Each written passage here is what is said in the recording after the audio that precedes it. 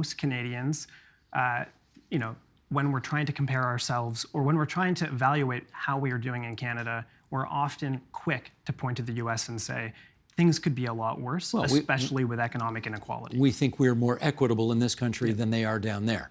And the folks who focus on income, I think they absolutely have a case.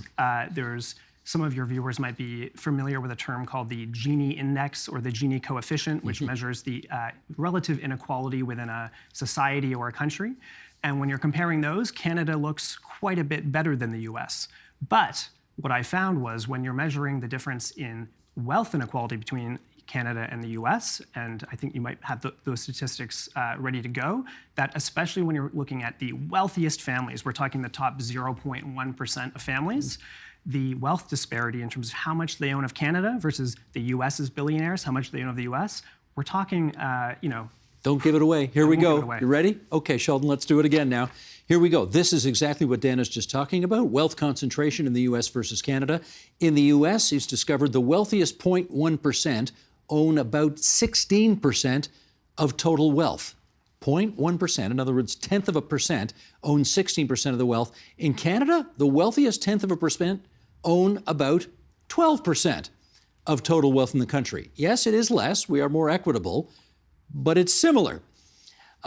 However, and we put this on the record as well, according to Statistics Canada, the wealthiest 0.1% of Canadians own approximately 4% of total wealth, and that is notably lower than the 12%, Dan, that you are reporting.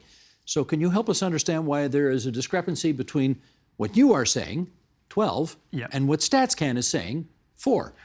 Yep, it's a very big discrepancy, and you might be wondering, how? How did that come about?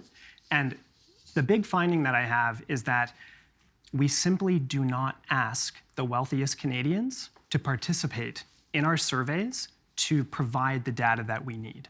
So to back up, I think it's important to understand how we even get wealth data in the first place. How is StatsCan even trying to determine this? With income, I think it's relatively straightforward. People would understand you file your income taxes, they have the data at their fingertips on an annual basis.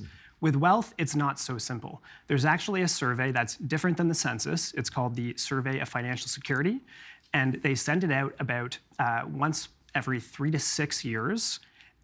They send it to about 20,000 families.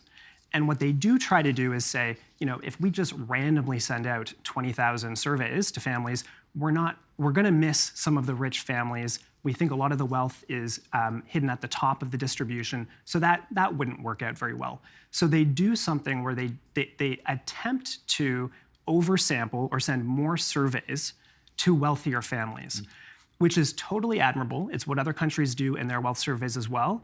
The problem is they don't go far enough, they don't do a good enough job, and so as a result, they aren't capturing the wealthiest families.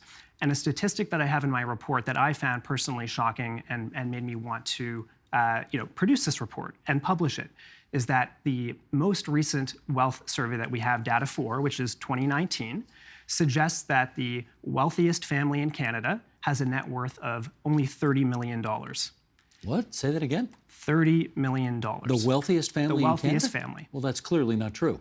Clearly not true. And we have at our fingertips on a, I think, annual basis, things like the Forbes billionaire list, which will show with, they're not 100% accurate in terms of their valuations, but they certainly show that Canada has a very strong performance in the international world of billionaire families who have tens of billions of dollars of assets.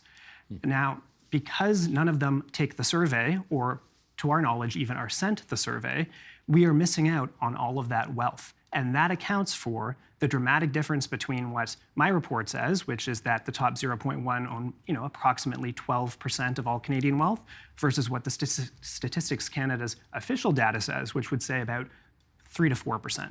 So this is the billionaire's blind spot. That is precisely right. That's the blind spot.